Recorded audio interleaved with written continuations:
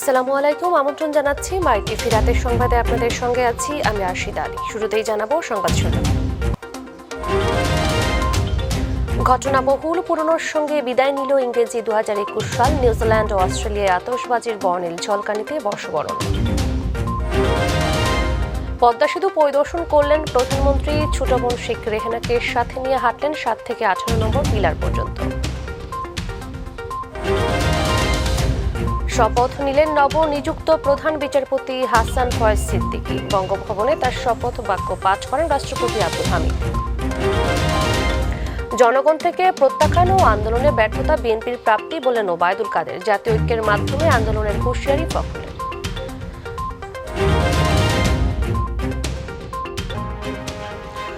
পৌঁছলাম সংবাদ শিরোনাম, আর শুরুতেই জানাবো ইংরেজি বর্ষবিদায় ও বর্ষবরণের খবর। ঘটনাবহুল পুরনোকে বিদায় দিয়ে করোনার মধ্যেই নতুন বছরকে বরণ করতে প্রস্তুত দেশবাসী। আজ বিকেলে ইংরেজি 2021 সালের শেষ সূর্যকে তাই বিদায় জানাতে সমুদ্র সৈকতগুলোতে ছিল উপচে পড়া ভিড়। পর্যটকরা বলছেন, পুরনোর সঙ্গেই হারিয়ে যাক মহামারী করোনার প্রাদুর্ভাব, আসুক নবজীবন নবপ্রাণে। আমাদের প্রতিনিধিরা জানান, কড়াকড়ির কারণে এবার কক্সবাজারে 31st নাইটে বর্ষবিদায়ের কোনো আয়োজন নেই। কোনো আয়োজন থাকছে না বর্ষবরণেও। কিন্তু প্রকাশ্যে বড় কোনো আয়োজন না থাকলেও পর্যটন নগর কক্সবাজারে থামেনি পর্যটক স্রোত। একইভাবে কুয়াকাটায় পড়ন্ত বিকেলে ভিড় জমিয়েছেন দর্শনার্থীরা। বিদায় জানিয়েছেন বছরের শেষ সূর্যকে।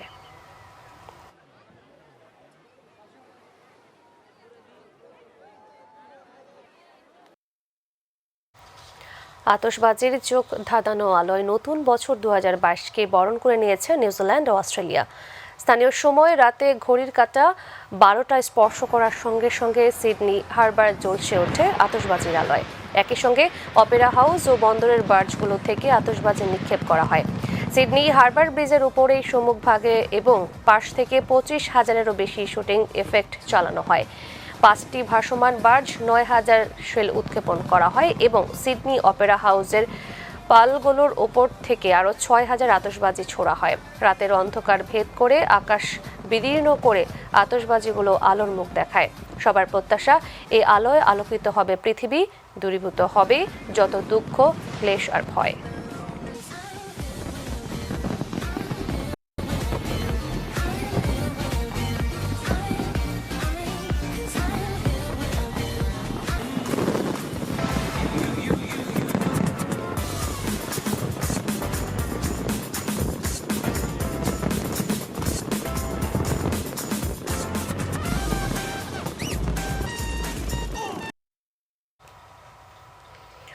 নতুন বছরকে বরণ করতে রাজধানীর বিভিন্ন এলাকায় উৎসবমুখর পরিবেশ বিরাজ করছে। দর্শক, এই মুহূর্তে ঢাকা বিশ্ববিদ্যালয়ের টিএসসিতে রয়েছেন আমাদের সহকর্মী ডেনি জং।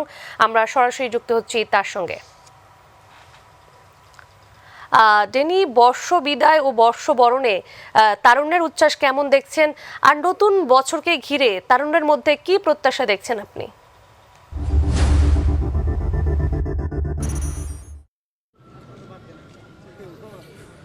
আশিদা, আপনাকে ধন্যবাদ। আসলে তো তরুণ প্রজন্মের যে ধরনের উচ্ছ্বাস থাকে যে নতুন বছরকে স্বাগত জানানোর জন্য এবং পুরনো বছরকে আসলে বিদায় জানানোর জন্য, তো সেই উচ্ছ্বাসটি কিন্তু কিছুক্ষণ আগেও এখানে আসলে আমরা দেখতে পেয়েছিলাম। অর্থাৎ এখানে তরুণ প্রজন্মের অনেকটাই লোকারণ্য ছিল, কিন্তু সেই শৃঙ্খলা তারপরে যেন ঠিক থাকে, তারপরে কোনো ধরনের অযাচিত ঘটনা যাতে না ঘটে সেই জন্য কিন্তু প্রশাসন আগে থেকে কিন্তু বিভিন্ন ধরনের দিক নির্দেশনা দিয়ে রেখেছে। তো তার পরিপ্রেক্ষিতে কিছুক্ষণ ধরেই আমরা কিন্তু এখানে দেখছি যে এখানে পুলিশ প্রশাসন এখানে অনেকটাই তৎপর।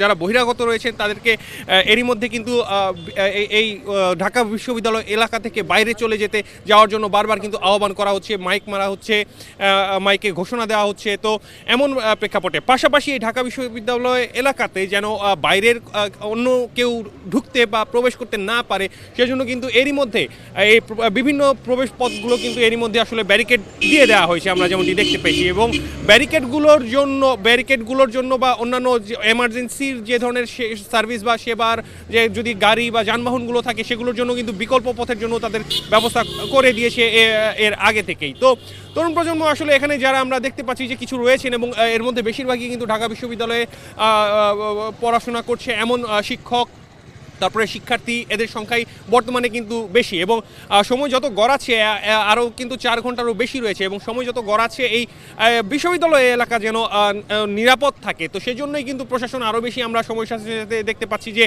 তৎপর হচ্ছে। তো এছাড়া যেমনটি জানতে চাইছিলেন যে নগর জুড়ে আসলে উৎসবের আমেজ, সেই উৎসবের আমেজ কিন্তু আসলে প্রত্যেকটি মানুষের মনে মনে আমরা দেখতে পেয়েছি। এছাড়া প্রশাসনের পক্ষ থেকে বা সরকারের পক্ষ থেকে যেমনটি আমরা কিন্তু এর আগেই ঘোষণা দেওয়া হয়েছিল যে করোনার সংক্রমণ যেন নিয়ন্ত্রণ করা যায়, যেহেতু ওমিক্রন বাংলাদেশে এসেছে বা অস্তিত্ব পাওয়া গেছে। তো সেই জন্যই কিন্তু উন্মুক্ত স্থানগুলোতে যেখানে মানুষ জড়ো হয় বা অনেক মানুষের সমাগম হয়, তো সেগুলোতে যেন মানুষের সমাগম না ঘটতে পারে, সেই জন্যই কিন্তু সব ধরনের অনুষ্ঠান আসলে করতে কিন্তু বাধ্যবাধকতা রয়েছে বা অনুষ্ঠান না করার জন্য আসলে দিক নির্দেশনা রয়েছে। তো এমন প্রেক্ষাপটে আসলে আমরা দেখতে পাচ্ছি যে রাজধানীতে মানুষ আসলে নগরের এ প্রান্ত থেকে ও প্রান্ত আসলে ছুটে বেড়াচ্ছে, আসলে এভাবেই তারা বর্ষবরণ করার জন্য কিন্তু নিজেদেরকে প্রস্তুত করে তুলছে। আর এছাড়া যেমনটি বলছিলাম যে এই সার্বিক ঢাকা যে নিরাপত্তার চাদরে রয়েছে, তো সেই নিরাপত্তার চাদর কিন্তু সময় যত গড়াচ্ছে, অর্থাৎ যতটা 12টা বাজার ক্ষণ চলে আসছে, তো তার সাথে সাথে কিন্তু প্রশাসন অনেক তৎপর রয়েছে। এছাড়াও আমরা যেমনটি জানি যে বিভিন্ন পাঁচতারকা যে হোটেলগুলো রয়েছে অথবা বড় ছোট হোটেলগুলো, সেগুলোতে কিছু ঘরোয়া আয়োজন রয়েছে, তো সেগুলোতেও কিন্তু মানুষজন আসলে যোগদানের অনেকটাই চেষ্টা করছে। তো এখানকার তরুণ প্রজন্মের অনেকটাই আমরা কথা বলেছিলাম বেশ কয়েকজনের সাথে, তারা যেমনটি আসলে বলছেন যে সার্বিক নিরাপত্তা প্রস্তুতি বা অন্যান্য করোনার সংক্রমণ মোকাবেলা বা এই ধরনের অন্যান্য ঝুটঝামেলা যেগুলো রয়েছে, তো সেগুলোর নিয়ন্ত্রণের জন্য বারবারই আসলে এই বর্ষবরণের মতো এই উৎসবগুলো বা এই আয়োজনগুলোকে কিন্তু অনেকটাই আসলে ধামাচাপা পড়ে যায়। নতুন প্রজন্ম বা তরুণ প্রজন্ম আসলে ঠিকমতো উচ্ছ্বাস প্রকাশ করতে পারে না, বা তাদের যে নিজেদের যে আয়োজনগুলো থাকে, তো সেগুলোতে কিন্তু আসলে তারা ঠিকমতো আয়োজন করতে পারে না। তো এমনটাই কিছুটা আক্ষেপ রয়েছে। এছাড়া সার্বিকভাবে যেভাবে পারে আসলে তেমনটাই আসলে মানসিকভাবে প্রস্তুতি নিচ্ছেন যে পুরনো বছরের যে ধরনের দুঃখ বেদনা গ্লানিগুলো রয়েছে, তো সেই গ্লানিগুলো যেন দূর করে নতুন বছরে যেন একটি সুখী সমৃদ্ধির পথে সবার জীবনটি ব্যাহত হয়, বয়ে চলে। তো সেটি আসলে সবাই কিন্তু প্রত্যাশার জন্য সেই 12টা বাজার জন্য অপেক্ষা করছেন। আশিদা, ফিরছি আপনার কাছে। ডেনি, আপনাকে অসংখ্য ধন্যবাদ। দর্শক, কথা বলছিলাম আমাদের সহকর্মী ডেনি ড্রঙের সঙ্গে, তিনি ছিলেন রাজধানীর টিএসসি মোড়ে। এবারে অন্যান্য প্রসঙ্গ। পদ্মা সেতু পরিদর্শন করলেন প্রধানমন্ত্রী শেখ হাসিনা। এ সময় তার সঙ্গে ছিলেন ছোট বোন শেখ রেহানা। সকালে ছোট বোন শেখ রেহানাকে নিয়ে পদ্মা সেতুর 7 নম্বর পিলার থেকে 18 নম্বর পিলার পর্যন্ত হেঁটে যান প্রধানমন্ত্রী শেখ হাসিনা। প্রধানমন্ত্রী গাড়ি নিয়ে পদ্মা সেতুতে ওঠার পর গাড়ি থেকে নেমে সেতুর 7 নম্বর পিলার থেকে 18 নম্বর পিলার পর্যন্ত 1650 মিটার পথ পায়ে হাঁটেন। এরপর আবার গাড়িতে ওঠেন। প্রধানমন্ত্রী গাড়ি নিয়ে মাওয়া প্রান্ত দিয়ে সকাল 7টা 50 সেতুতে ওঠেন। 8:30টার দিকে সেতুর জাজিরা প্রান্ত দিয়ে নামেন। জাজিরা প্রান্তে সেতুর সার্ভিস এরিয়া 2-এ বোনকে নিয়ে সকালে নাস্তা করেন। পরে আবার সেতু পার হয়ে ফিরে আসেন সড়ক পথে।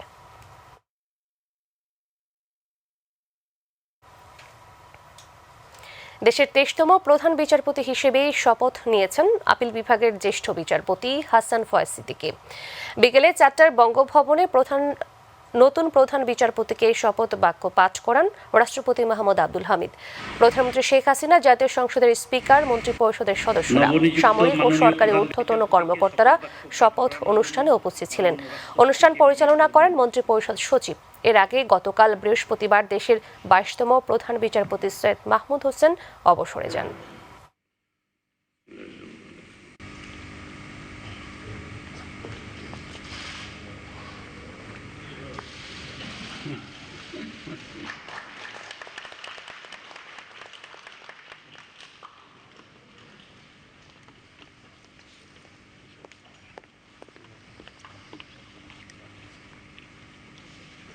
আমার রাষ্ট্রপতি অনুষ্ঠান সমাপ্তি করার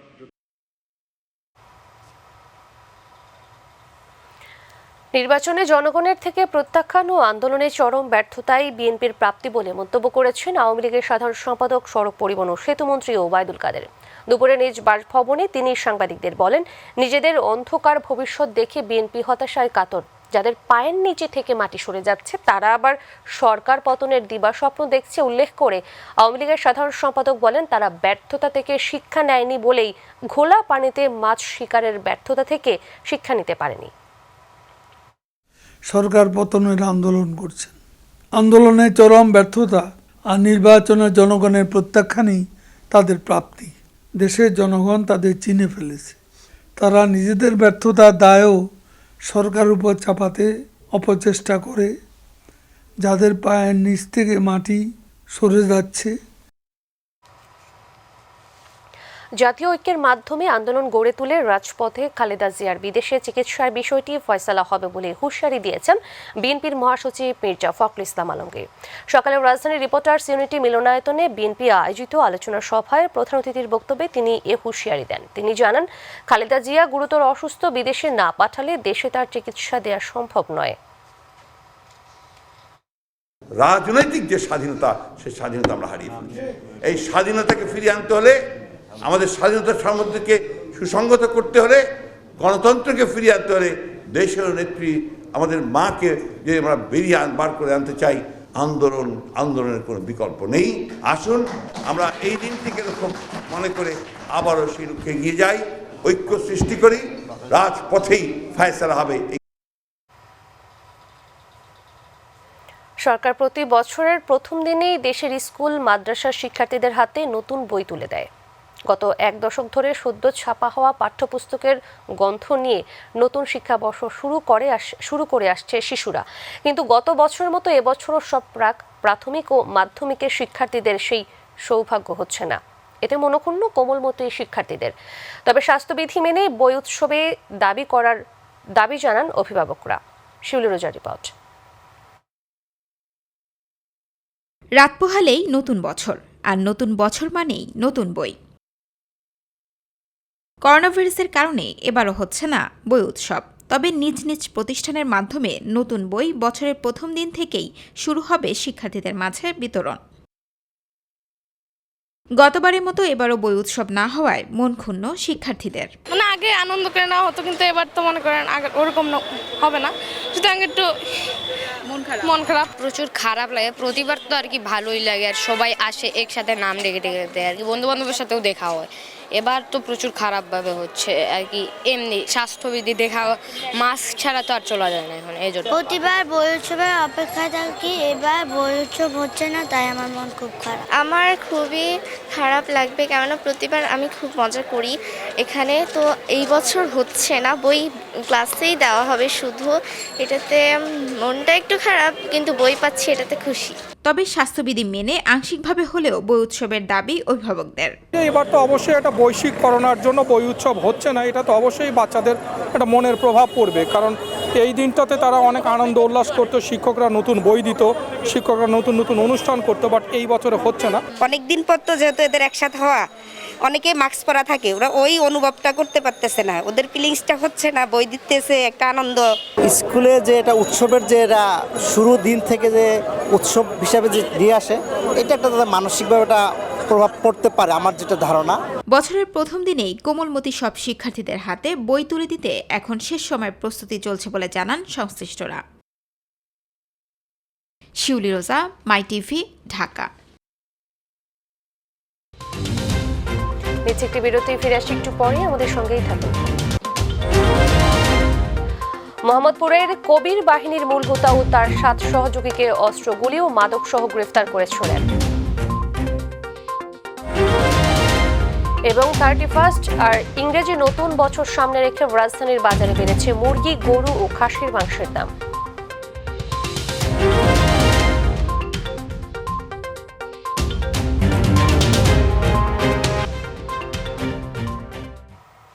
স্বাগত আরও একবার, আপনারা দেখছেন মাই টিভি রাতের সংবাদ।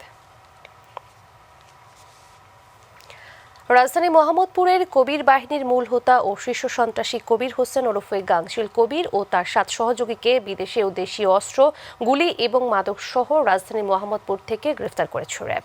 সকালে কারওয়ান বাজার মিডিয়া সেন্টারের সংবাদ সম্মেলনে র্যাবের মিডিয়া উইংয়ের পরিচালক খন্দকার আল মঈন সাংবাদিকদের জানান, কয়েকজন ভুক্তভোগীর দেয়া অভিযোগের প্রেক্ষিতে অভিযান চালিয়ে 7 জনকে আটক করা হয়। তারা দীর্ঘদিন যাবৎ রাজধানী মোহাম্মদপুর সহ বিভিন্ন স্থানে হত্যা, সন্ত্রাসী, মাদক কেনাবেচা, ছিনতাই ও চাঁদাবাজি কার্যক্রম চালিয়ে আসছে। এলাকায় একটি ছিনতাইয়ের ঘটনা ঘটে, যার প্রেক্ষিতে গত 12ই ডিসেম্বর যাকে ছিনতাই করা হয়, যার কাছ থেকে মালামাল লুণ্ঠন করা হয়, তিনি র্যাব 2 একটি অভিযান অভিযোগ দায়ের করেন। আমির হোসেন এবং পেট কাটা মামুন এই দুজনকে ওই ছিনতাই চক্রের সদস্য এবং ছিনতাই কাজে ব্যবহৃত অস্ত্রসহ তাদেরকে গ্রেফতার করে। সিরাজগঞ্জের সলঙ্গায় বাস উল্টে একটি ভ্যানকে চাপা দিলে এক নারী সহ 5 জন নিহত হয়েছে। এই ঘটনায় আহত হয়েছে আর অন্তত 20 জন। হাটিকুমরুল হাইওয়ে থানার অফিসার ইনচার্জ লুৎফর রহমান জানান, যাত্রীবাহী একটি বাস রাজশাহী থেকে ঢাকা যাওয়ার পথে হাটিকুমরুল বনপাড়া মহাসড়কে সিরাজগঞ্জের সলঙ্গা থানার গোজা ব্রিজ এলাকায় পৌঁছে নিয়ন্ত্রণ হারিয়ে ফেলে। এ সময় যাত্রীবাহী বাসটি মহাসড়ক থেকে পার্শ্ব রাস্তায় ছিটকে পড়ে একটি অটো ভ্যানকে ধাক্কা দেয়। এতে ঘটনাস্থলেই এক নারী সহ 4 জন মারা যায়। নিহত ও আহতদের উদ্ধার করে সিরাজগঞ্জ বঙ্গমাতা বেগম ফজিলাতুন্নেসা মুজিব জেনারেল হাসপাতালে প্রেরণ করা হয়েছে। 31 আর ইংরেজি নতুন বছর সামনে রেখে রাজধানী বাজারে বেড়েছে মুরগি, গরু ও খাসির মাংসের দাম। ঝাঁজ কমেছে পেঁয়াজ ও মরিচের। স্থিতিশীল রয়েছে শাকসবজির বাজার। জাহিদ আহমেদ বাবু রিপোর্ট। হোটেল ও রেস্তোরাঁয় মুরগির চাহিদা বেড়ে যাওয়ায় দ্বিগুণ হয়ে গেছে সব জাতের মুরগির দাম। ব্যবসায়ীরা বলছেন, একে তো 31, তারপর ইংরেজি নতুন বছরের বিভিন্ন অনুষ্ঠানে প্রয়োজন হচ্ছে মুরগি। পর্যাপ্ত সরবরাহ না থাকার কারণে দাম বাড়ছে মুরগির। হোটেলের জন্য রেগুলার এরকম মুরগি যায়, আর আজকে 31-টার কারণে একটু বেশি যাচ্ছে হোটেলে মুরগি। যে পরিমাণ মাল আসছে না কথা ওই পরিমাণ আসে না। শীতে মাল খামারিরা শতকরা 70% খামার বন্ধ। নিম্ন মধ্যবিত্তদের কপালে গরু খাসির মাংস অনেক আগে থেকেই উঠে গেছে। তার উপর মুরগির দামও যদি হয় এমন বাড়তি, তাহলে আর কিছুই বলার নেই। মুরগির মাংস যে হারে বাড়তেছে, মুরগির মাংস খাওয়া এখন কঠিন, আর গরুর মাংস তো আমরা পাইই না।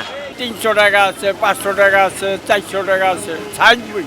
যে ব্রয়লার মুরগির দাম ছিল কেজি প্রতি 120 থেকে 30 টাকা, সেই মুরগি কিনতে হচ্ছে 190 থেকে 200 টাকায়। সব জায়গায় 2-1 দিন দাম একটু বাড়তি, এখন 2-3 দিন ধরে দাম একটু বাড়তি। এখন বর্তমানে 450 টাকা কেজি চলে দেশি মুরগি বর্তমানে। এখন একটা দেশি মুরগি কিনতে খরচ পড়ে যাচ্ছে গরুর মাংসের দামে, আর তাই তো মুরগি কিনতে হিমশিম খাচ্ছেন মধ্যবিত্তরা। আমরা যে সোনালী মুরগিটা নিয়েছি এটা এক সময় 200 টাকা ছিল, 180 টাকা 210 টাকা করে আমরা কেজি খেয়েছি, সেটা কিন্তু এখন 300 টাকা কেজিতে চলে গেছে। সাধারণ মানুষ কেনার মতো নাই, ক্ষমতা নাই। গরুর মাংস যদি 1 কেজি দাম 600 টাকা হয়, মুরগির মাংস করে 1 কেজি দাম 800 টাকা 900 টাকা।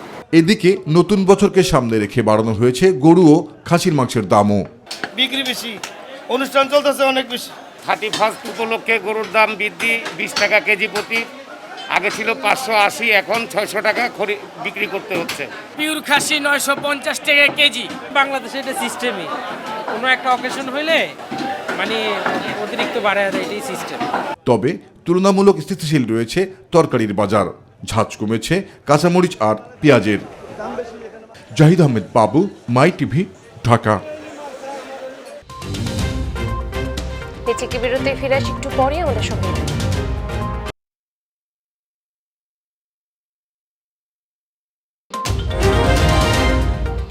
পাকিস্তানের কোয়েটায় কলেজে বোমা বিস্ফোরণে অন্তত 4 জন নিহত, আহত অন্তত 15 জন। এবং নিউজিল্যান্ডের বিপক্ষে সিরিজের প্রথম টেস্টে কাল মাঠে নামবে বাংলাদেশ, নতুনভাবে শুরু করার প্রত্যয় টাইগারদের।